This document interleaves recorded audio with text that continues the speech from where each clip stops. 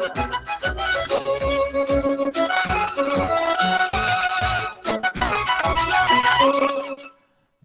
Assalamualaikum warahmatullahi wabarakatuh. Salam sejahtera, salam hebat untuk anda semua. Pelajar-pelajar HCE 2063 untuk kelas 9 hari bulan 9 2021. Diharap anda semua dalam keadaan yang baik, dalam keadaan yang ceria. Okey, untuk memberkati kelas kita pada pagi ini, mari sama kita membukanya dengan membaca kitab Al-Fatihah. Bismillahirrahmanirrahim. Alhamdulillahirabbil alamin, arrahmanirrahim, maliki yaumiddin. Iyyaka na'budu wa iyyaka nasta'in. Ihdinas siratal mustaqim, siratal ladzina an'amta 'alaihim ghairil maghdubi 'alaihim waladdallin. Amin amin ya rabbal alamin. Okey, sebelum saya mulakan kelas saya pada pagi ini, sebelum saya pergi lebih jauh untuk kelas pada hari ini, saya minta tolong daripada anda semua untuk memberi sedikit maklum balas bagaimana dengan suaranya, bagaimana dengan visualnya, adakah ianya jelas ataupun tidak. Minta tolong.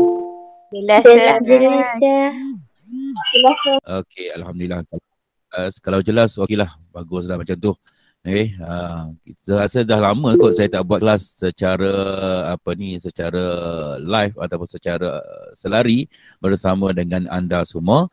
So untuk minggu ini saya giliran adalah untuk anda lah. So next week pula mungkin section 5 dan 6 pula untuk live, and then anda pula untuk tidak selari sampailah habis. Right? That means saya kena sentiasa tukar-tukar lah. Maksudnya minggu ni anda secara selari, so minggu depan anda secara tak selari pula. So untuk section satu lagi akan jadi selari. Maksudnya kita selang-seli. Okey, untuk hari ini last week saya rasa anda semua dah menonton video berkenaan dengan topik 5 untuk subtopik 5.1 dan 5.2. Okey, untuk hari ini kita akan masuk kepada subtopik 5.3 dan sedikit untuk subtopik 5.4. Okey, walau bagaimanapun untuk subtopik 5.4 iaitu prosedur pengambilan kanak-kanak. Okey, saya minta anda, lepas ni kita akan buat aktiviti di dalam kumpulan. Okay, anda bentuk kumpulan and then berada dalam Google Meet masing-masing untuk membincangkan tentang prosedur pengambilan kanak-kanak. Lepas ni kita tengok. So untuk awalan ini saya akan memberi kuliah berkenaan dengan prosedur pelaksanaan program pendidikan awal kanak-kanak, iaitu 5 bagi subtopik 5.3. Okey. Okay, apakah itu prosedur pelaksanaan program pendidikan awal kanak-kanak? Okay, dia sebenarnya seperti mana saya beritahu sebelum ni seperti mana yang saya beritahu sebelum ni, setiap apa yang perlu kita buat di dalam taska ataupun tadika, ianya perlu melibatkan prosedur. Perlu melibatkan prosedur. Kenapa prosedur ini penting? Kerana prosedur adalah satu dokumen yang boleh kita jadikan sebagai garis panduan. Yang boleh kita jadikan sebagai garis panduan untuk kita melaksanakan sesuatu aktiviti ataupun sesuatu kerja. That means dengan adanya prosedur ini, ianya membantu kita untuk melancarkan setiap aktiviti, setiap proses, setiap program yang hendak kita laksanakan dengan adanya panduan untuk kita menguruskan ataupun menjalankan aktiviti tersebut ataupun kerja tersebut ataupun proses tersebut. Okey, untuk hari ini kita tengok apakah prosedur yang terdapat di dalam pelaksanaan program untuk pendidikan awal kanak-kanak. Okey, ingat balik setiap prosedur, saya ulang baliklah. Mungkin anda ada yang tengok video tu dia rasa tak faham. Dia sebenarnya setiap prosedur ataupun setiap standard operation procedure, SOP, ianya mempunyai 8 elemen. Iaitu ianya perlulah ada tajuk, iaitu apakah prosedur yang hendak dilaksanakan, and then perlu ada objektif. Yang ketiga, perlu ada rujukan maklumat. Yang keempat, perlu ada proses kerja. Yang kelima, perlu ada carta aliran prosedur. Yang keenam, perlu ada borang ataupun lampiran dokumen yang diperlukan. Yang ketujuh, perlu ada pegawai yang bertanggungjawab. Dan yang ke-8 yang terakhir di dalam penyediaan SOP ialah tempoh prosedur dilaksanakan. Jadi, dalam kita menghasilkan sesuatu prosedur, dalam kita menghasilkan sesuatu standard operation procedure SOP, kita perlu ada 8 elemen ini. Kena ingat yang tu Jasmine, apa-apa prosedur yang kita nak buat, yang kita nak wujudkan, kita perlu sediakan 8 elemen ini untuk penyediaan penyediaan SOP. Nak tak nak apa-apa pun bila kita nak buat SOP, ke-8 perkara ini perlulah kita adakan.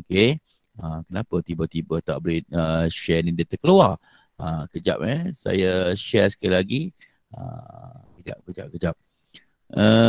Ada tak? Nampak ke? Ada, sir.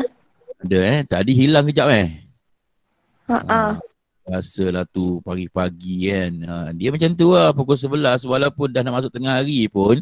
Kalau duduk kat rumah ni, tak mustahil. Mungkin ada yang duduk atas katil. Ada tak siapa-siapa duduk atas katil sekarang ni? Ada kan? Ada, sir. Ya ke? Ya, duduk atas katil menghadap laptop. Yelah, saya tak nampak you. Kan?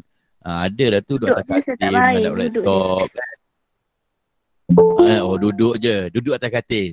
Okey, baguslah. Tapi seronok kan belajar kat rumah kan. Duduk atas katil, tengok pemandangan kat rumah kan.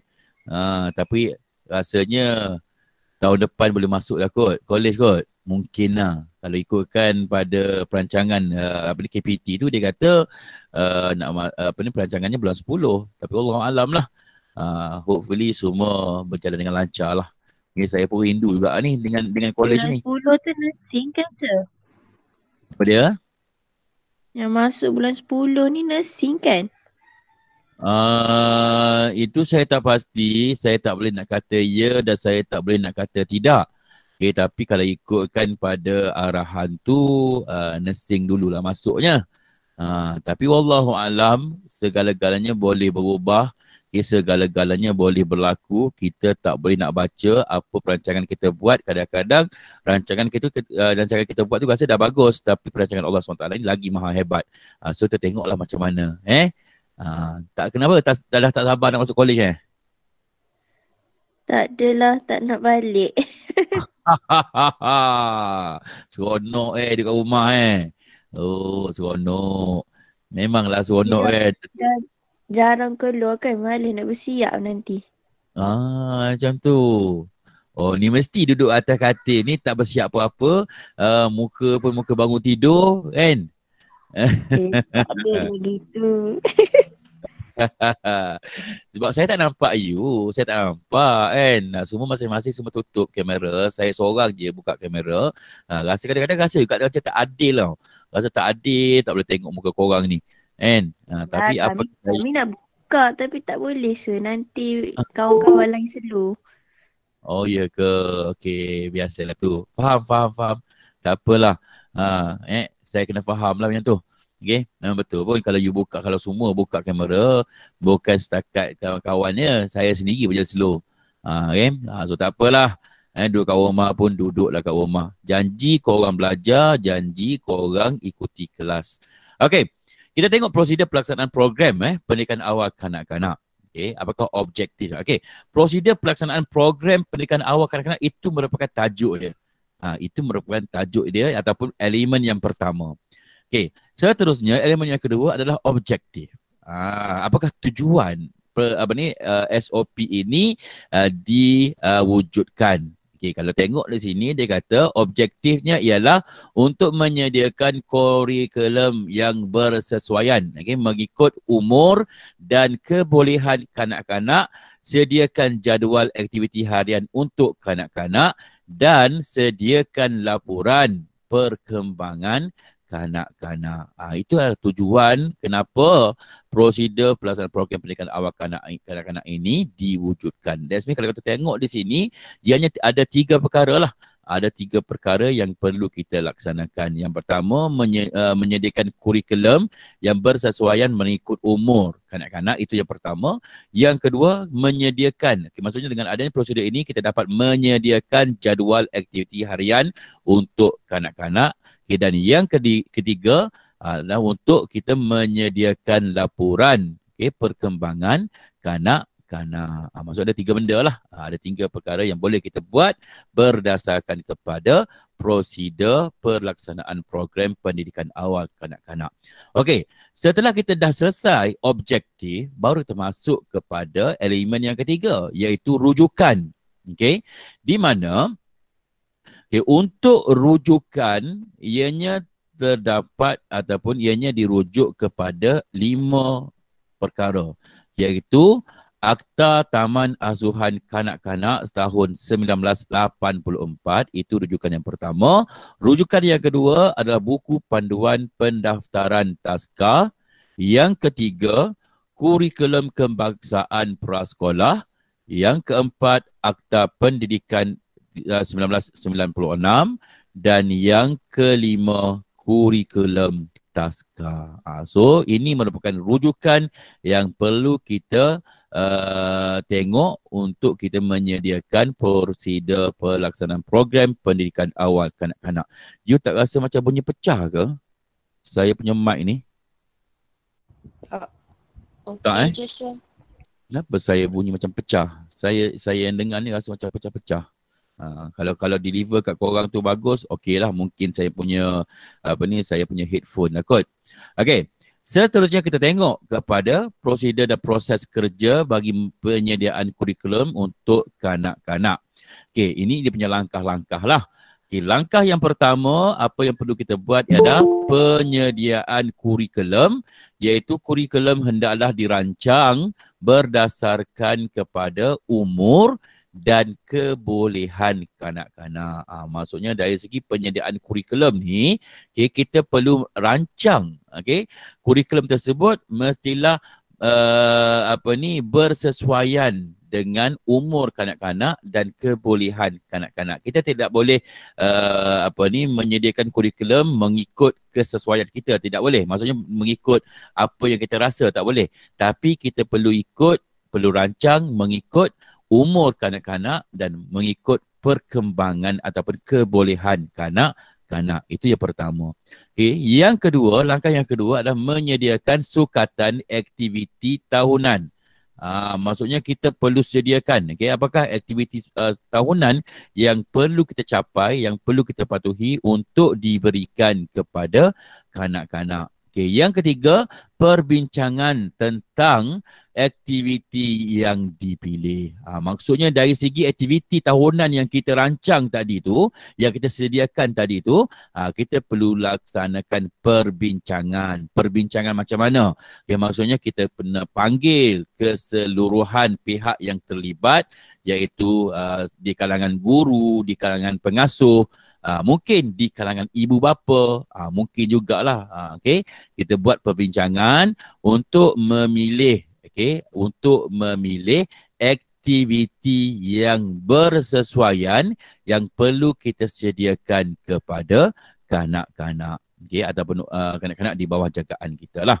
Yang keempat, pembentangan kurikulum. Bila kita dah buat pemilihan, setelah kita buat perbincangan, kita kena bentangkan balik berkenaan dengan kurikulum yang kita hendak sediakan kepada kanak-kanak di bawah jagaan kita.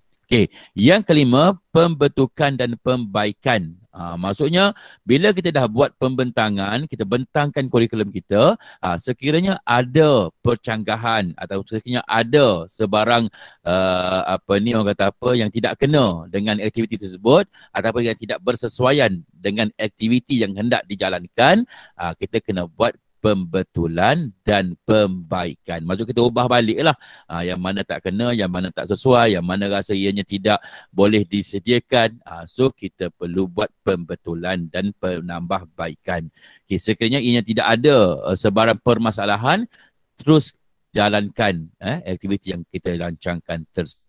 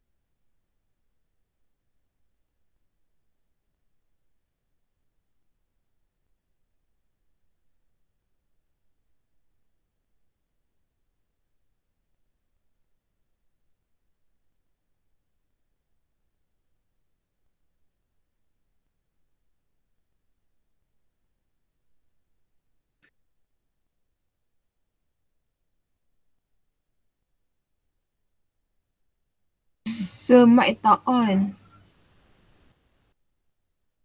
Okay kelas, sorry. Sebenarnya tadi line rumah saya tiba-tiba drop.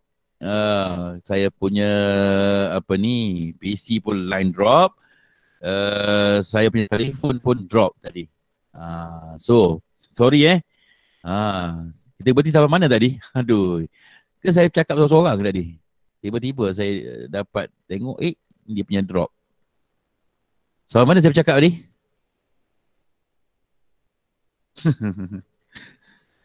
Tinggalkan kami. Saya tak tinggalkan awak. Bukan saya tinggalkan. Tiba-tiba tadi dia drop terus. Saya punya line tadi semua tak jadi. Lebih kurang berapa saat tadi? Lebih kurang 30 saat. Tak sampai 30 saat. Lebih kurang dalam 5 saat ataupun 10 saat tadi. Dia drop. Okay. Right. Kita mulakan balik. Kena ni. Sekejap. Record. Okey, nasib baik dia rekod jalan. Okey. So, yang keenam tadi, penyediaan alat bantu mengajar di mana bila kita dah ada kurikulum, kita dah tahu dah aktiviti yang hendak dijalankan secara tahunan, yang perlu kita sediakan kepada pelajar. Seterusnya kita perlu sediakan alat bantu mengajar serta bahan-bahan PNP, pembelajaran dan pengajaran. Okay. And then yang ketujuh, penyediaan rancangan harian aktiviti. Maksudnya di sini, bila kita dah ada satu rancangan untuk tahunan, kita kena pecahkanlah pula. Maksudnya kalau tahunan itu ianya merupakan takwim tahunan. Okay. Setelah kita dah ada takwim tahunan, kita kena pecahkan mengikut harian. Maksudnya aktiviti-aktiviti untuk harian yang perlu kita sediakan kepada pelajar. Okay? Dan yang ke-8, kita perlu menyediakan laporan refleksi aktiviti. Okay, apa yang dimaksudkan dengan laporan refleksi? Siapa boleh jawab? Apa yang anda faham tentang laporan refleksi aktiviti? Apa dia? Laporan akhir. Apa dia maksud laporan akhir tu, Nur Adibah? Laporan akhir maksudnya macam kita dah menjalankan satu aktiviti tu. Lepas tu kita tengok secara overall apa yang kita dapat daripada laporan akhir tu.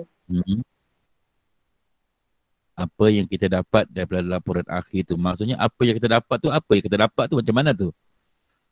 Siapa boleh bantu? Dari segi mungkin katakan dia macam kita buat pemerhatian. Macam mana Nik Nurul Farihah? Maksudnya laporan akhir tu kira bila kita buat pengajaran tu, lepas tu kita buat pemerhatian.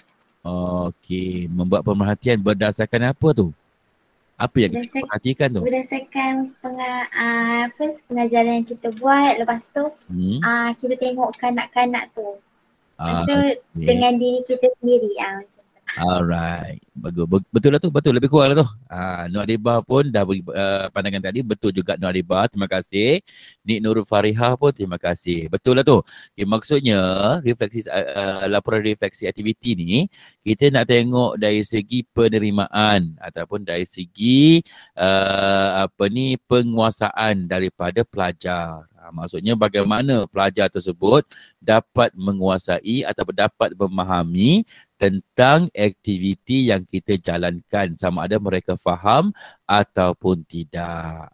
Okey, itu adalah laporan refleksi. Okey, daripada laporan refleksi itu, ianya dapat membantu kita. Membantu macam mana? Membantu kita untuk membuat penilaian terhadap pelajar untuk melihat dari segi perkembangan mereka. Bila dah ada laporan refleksi, barulah kita boleh buat step yang ke-9 tu, memberi cadangan pengukuhan aktiviti. Maksudnya bila kita dah buat laporan refleksi, kita dah tahu keadaan pelajar macam mana, keadaan penerimaan pelajar terhadap aktiviti yang kita jalankan. Bila contoh misal kata pelajar tidak dapat menguasai. So bila pelajar tidak dapat menguasai aktiviti yang kita jalankan, maksudnya mereka tidak memahami atau tidak memberi kesan kepada perkembangan mereka, so kita bolehlah beri cadangan. Beri cadangan macam mana? Cadangan yang boleh kita membuat penambahbaikan terhadap aktiviti yang kita jalankan. Maksudnya bila bila sekali lagi kita nak buat tu, kita dah tahulah, oh jadi kalau buat macam ni pelajar tidak dapat menguasai. So apa perlu kita buat? Okey, ini cadangan dia. Okey, jadi kita boleh buat penambahbaikan. Itu adalah prosedur untuk penyediaan kurikulum untuk kanak-kanak. Okey, seterusnya kita tengok penyediaan jadual aktiviti harian untuk kanak-kanak. Okey. Dia sebenarnya dalam penyediaan kurikulum ni, dia kena, maksudnya kita kena pecahkan lagi. Tadi kita buat pecahan untuk penyediaan aktiviti tahunan. Okey, so bila kita dah dapat aktiviti tahunan, kita pun pecahkan lagi kepada aktiviti harian untuk kanak-kanak. Okey. So bila kita nak buat jadual aktiviti harian untuk kanak-kanak, ianya ada prosedur dia.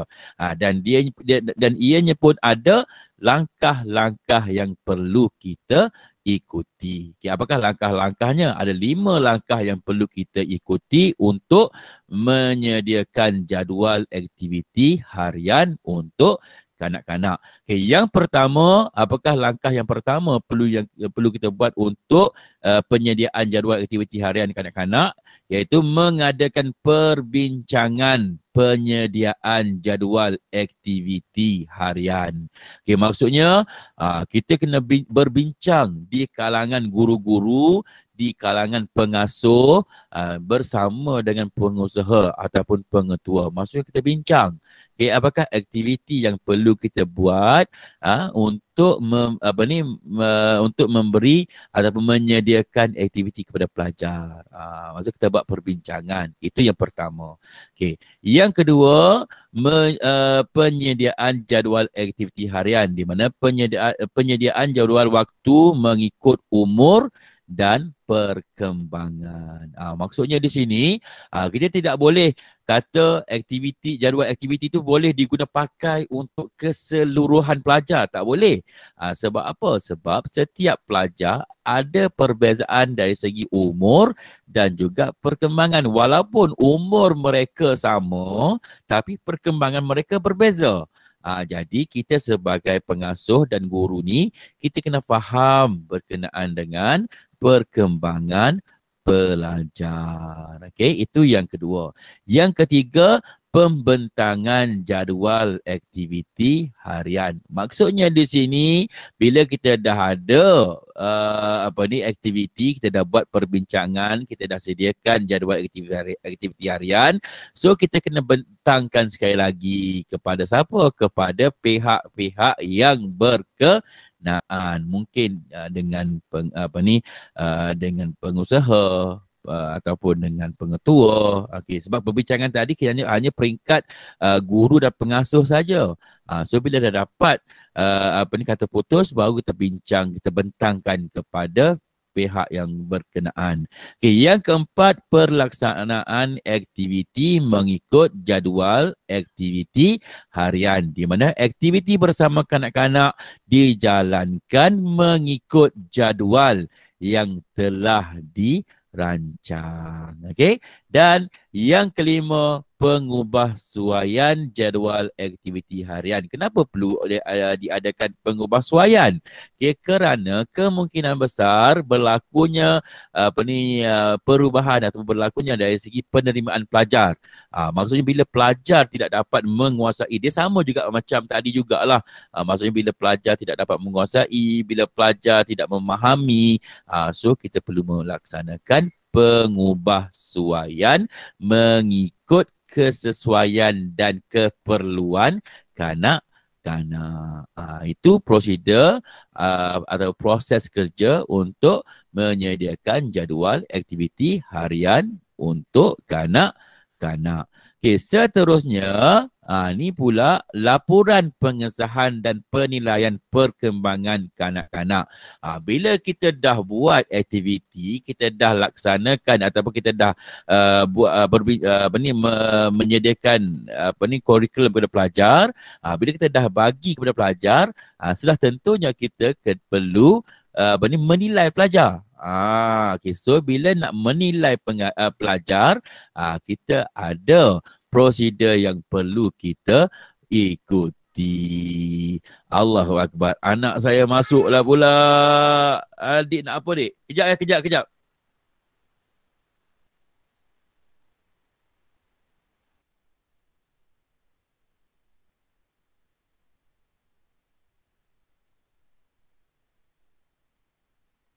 Banyak gangguan lah ini hari. Maafkan saya ya pelajar-pelajar. Itu sebab tu dah saya kata saya dah rindu nak pergi college sebenarnya. Dah rindu nak mengajar dalam kelas tanpa ada sebarang gangguan. Okay. Jangan marah saya Jangan marah saya, jangan kecam saya anak saya masuk tadi, kacau kejap. Okay. Tak apa, sir. Faham Nur Adibah faham. Orang lain tak tahulah. Orang lain semua tak bersuara. Adibah je bersuara ni. Tak apa, sir. Tak apa, sir. Biasalah budak kecil. Kamu memahami sebab tu kamu boleh masuk dalam ambil diploma di kawal kanak-kanak. Kamu memahami kanak-kanak tapi kadang-kadang kalau hari-hari macam tu je jadi, rasa juga nak marah kan? Jangan tipu. Kita ni manusia. Tapi tak apalah, saya macam tu je lah. Okay. Untuk kita melaksanakan prosedur bagi penyediaan laporan pengesahan dan penilaian perkembangan kanak-kanak, ianya terdapat 10 prosedur yang perlu kita ikuti. Iaitu yang pertama, menyediakan instrumen pengesahan dan penilaian perkembangan kanak-kanak. Maksudnya kita perlu ada alat ataupun kaedah yang bersesuaian yang perlu kita guna, yang harus kita laksanakan untuk mengesahkan. Maksudnya mengesahkan dan menilai perkembangan kanak-kanak. Yang kedua, pemilihan instrumen. Pilih instrumen yang sesuai mengikut umur dan perkembangan kanak-kanak. Maksudnya dari segi kaedah tadi, kita kena pilih yang mana yang perlu kita guna untuk kita mengukur perkembangan kanak-kanak mengikut umur dan perkembangan mereka. Dan yang ketiga, proses penilaian, di mana proses penilaian ini perlulah mengikut aktiviti dan pemerhatian pengasuh ataupun guru. Bila kita dah buat penilaian, kita dah tengok, dah kaji, dah nilai, tengok perkembangan anak-anak macam mana, umur dia macam mana, dari segi penerimaan mereka macam mana, pemahaman mereka macam mana. Bila dah dapat penilaian tersebut, masuklah proses yang keempat, iaitu kita merekod penilaian tersebut. Maksud kita rekod lah. Jangan hanya perhati saja. Kalau kita perhati saja tanpa ada rekod, ini tak guna sebab ini tidak membantu kita untuk kita counter kepada pelajar tersebut. So bila kita dah tengok, kita dah tahu dia punya perkembangan, kita dah tahu dari segi pemahaman mereka ataupun penguasaan mereka, kita pun buat satu rekod, buat catatan. Dan yang kelima, mengumpul hasil penilaian. Untuk mengumpul hasil penilaian, apa yang perlu kita kumpul, apa yang perlu kita tengok ialah hasil kerja kanak-kanak dan pemerhatian dibuat di kumpulan dan dibuat, dikumpul dan direkod. Maksudnya setiap hasil kerja kanak-kanak tadi, kita perlu kumpul dan perlu rekod. Maksudnya mereka buat and then kita kumpul apa yang mereka buat dan kita rekod apa yang mereka laksanakan. Dan yang keenam, perbincangan perkembangan kanak-kanak. Bagaimana cara untuk kita buat perbincangan? Kita buat perbincangan di antara pengasuh dan guru. Maksudnya guru dan pengasuh ni dia berbincang, nak tengok. Contoh Ali dia punya perkembangan macam mana? Umur dia berapa? Perkembangan dia macam mana? Dari segi penguasaan dia macam mana? So kita berbincang. Sebab kadang-kadang pemerhatian kita ni, kita kata mengikut pemerhatian kita pelajar tu macam ni, tapi mengikut kata orang lain pula, apa yang dia perhatikan berbeza di antara kita. So bila berbeza, yang itulah perlu kita buat perbincangan. Sebab setiap orang ni dari segi penilaian tu berbeza-beza. Contoh, Adibah nilai saya lain dengan Nurul Farahah menilai saya. Sebab pemandangan Nur Adibah lain dengan pemandangan Nik Nurul Farihah. Sama juga di dalam PNP. Okay? Contoh, saya tengok pelajar tu macam ni. Pensyarah lain tengok pelajar tu macam ni pula. So bila ada perbezaan, yang itulah perlu kita berbincang. Okay? Dan bila dah buat perbincangan, kita perlu buat laporan. Maksudnya langkah yang ketujuh, kita perlu menyediakan laporan perkembangan kanak-kanak. Okey, setelah kita dah buat laporan, kita perlu bentangkan laporan tersebut kepada pengusaha ataupun pihak-pihak yang berkaitan. Okey, setelah kita melaksanakan pembentangan, barulah kita masuk langkah yang ke-9, laporan kepada ibu bapa. Maksud kita panggil ibu bapa datang ke sekolah and then kita bincang dengan dia. Kita bagi tahu okey, anak puan macam ni, macam ni, macam ni. So bila ada perbincangan, daripada situlah ibu bapa dapat mengetahui tentang perkembangan anak mereka. Okey. Dan setelah kita dah buat laporan kepada ibu bapa, langkah yang ke-10, kita perlu membuat penyimpanan data perkembangan kanak-kanak. Maksud kita simpanlah rekod. Rekod dia punya perkembangan tu kita simpan. Untuk apa? Untuk dijadikan sebagai rujukan. Okay? Right. Seterusnya kita tengok kepada prosedur pengurusan operasi institusi. Ini pula dari segi pengurusan operasi institusi.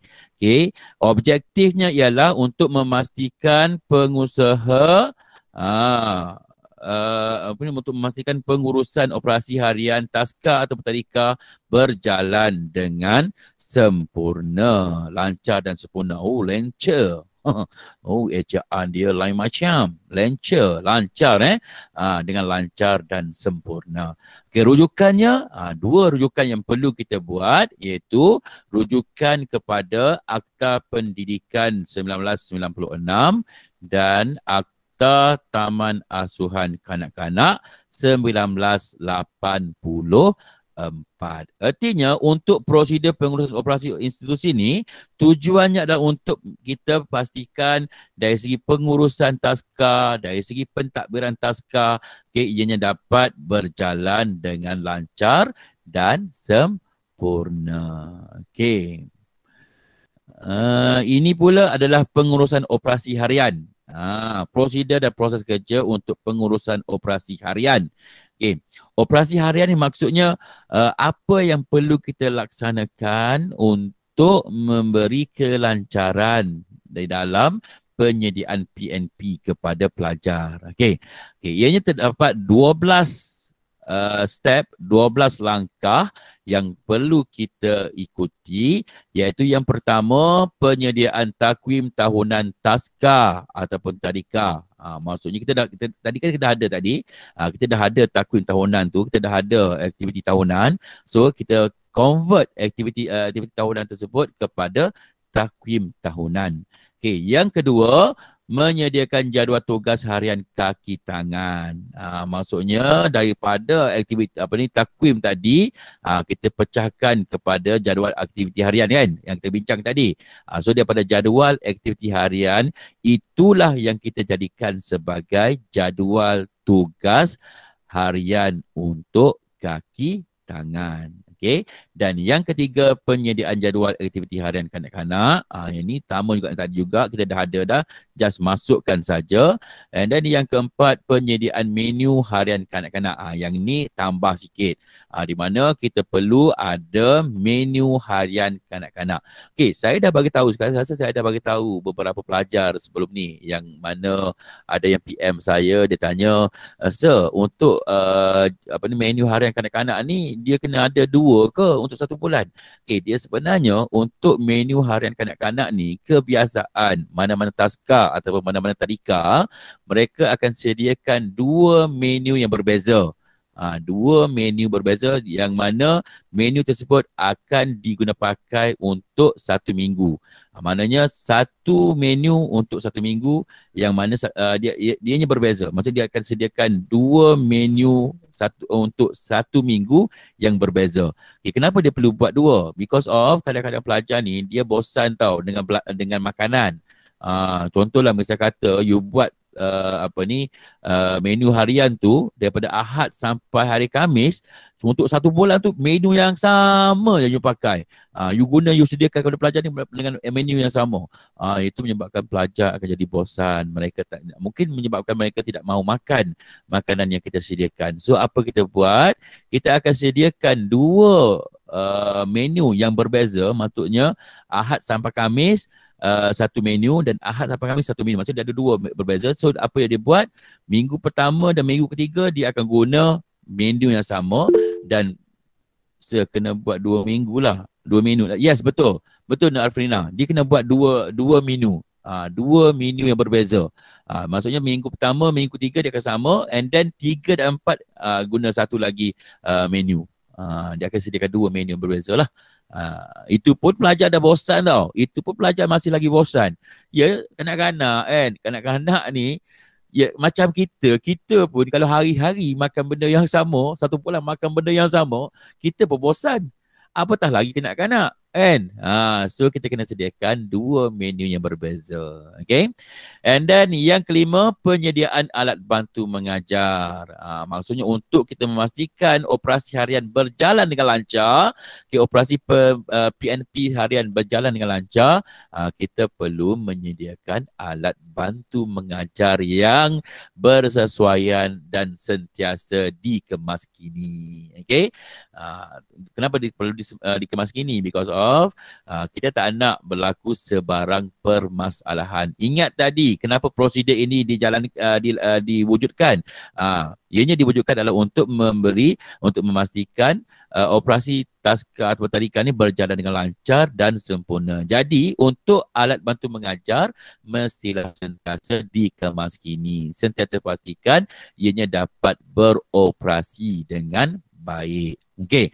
Yang keenam, membuat pemeriksaan keperluan taska, iaitu memastikan semua keperluan cukup dan sesuai. Maksudnya semua peralatan tu, semua keperluan taska atau tadika itu mestilah ianya cukup dan sesuai. Maksudnya boleh gunalah, berfungsi dengan baik.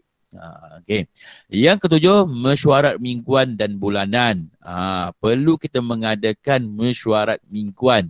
Maksudnya mingguan ni tengok jugalah. Kalau misal kata masa tidak mengizinkan, tak perlulah kita selalu buat mesyuarat mingguan. Tapi untuk bulanan, at least 1 bulan mesti ada satu perbincangan ataupun mesyuarat. Di mana mesyuarat mingguan dan bulanan dengan kaki tangan. Maksudnya kita panggil semua kaki tangan, kita buat mesyuarat, bincang apa masalah-masalah yang timbul dan kita cuba cari jalan untuk penyelesaian. Okey.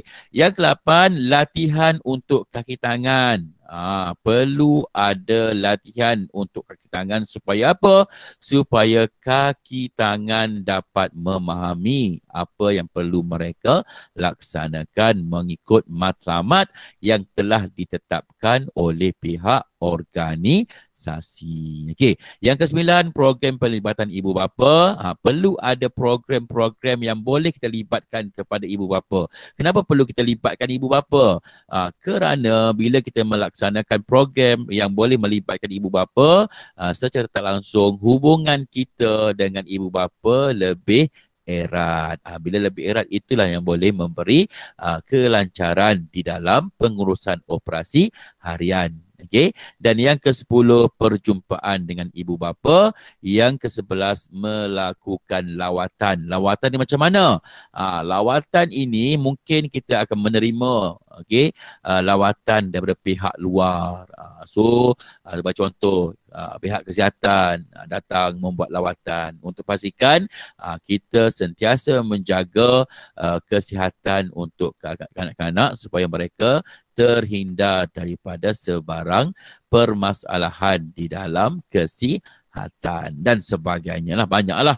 Mungkin pihak bomba akan buat lawatan, pihak penguasa tempat PBT dan sebagainya. Lawatan ni walaupun kita rasa macam benda tu memberi tekanan kepada kita, tetapi secara tak langsung daripada lawatan itulah yang boleh memastikan operasi harian kita berjalan dengan lancar. Sebab manusia dia macam tu, manusia ni kena sentiasa buat semakan, kena sentiasa semak, tengok, barulah dia punya prosedur tu berjalan dengan lancar. Tapi kalau tidak ada orang yang buat semakan, tidak ada orang yang melihat ataupun menengok dia punya kaedah atau prosedur, yang itulah menyebabkan orang kita ni akan jadi manusia ni akan lebih lalai dengan tindakan yang mereka lakukan.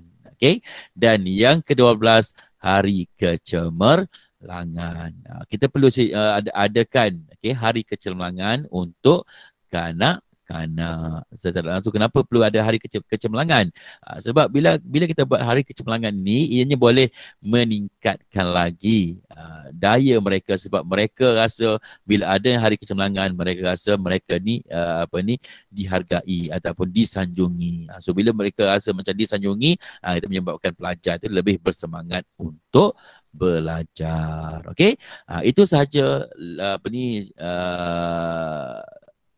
kelas kuliah kita untuk hari ini. Tetapi untuk prosedur pengambilan pendaftaran kanak-kanak ini, saya nak anda berada dalam satu kumpulan untuk anda cari prosedur-prosedur dari mana-mana taska, dari mana-mana tadika untuk dijadikan contoh bagi prosedur pengambilan dan pendaftaran kanak-kanak. Okey, untuk yang ni kurikulum ni, ada siapa-siapa yang tak faham atau yang nak bertanya kepada saya, boleh tanya. Saya boleh, insyaAllah, kalau saya boleh jawab apa you punya pertanyaan. Ada apa-apa nak tanya ke? Ras? Tak ada rasa. Oh, ada. Ada. Apa dia? Apa yang tanya tadi? Siapa tanya tadi? Yang bagi tahu tadi tu tugasan ke? Mana? Bukan tugasan. Sekejap lagi. Kan kita 2 jam kan? Masuk jam yang kedua nanti, pukul 12 sampai pukul 1 nanti, you duduk dalam kumpulan you. And then you carilah contoh-contoh prosedur untuk pengambilan kanak-kanak. Okey, contoh-contoh boleh mana-mana taska tadi. Terpulang pada anda lah. Terpulang pada anda. Janji setiap kumpulan tu dapatkan satu contoh dan letakkan di dalam grup WhatsApp. Boleh? Nak buat Google Meet pun tak apa, tak nak buat Google Meet pun tak apa.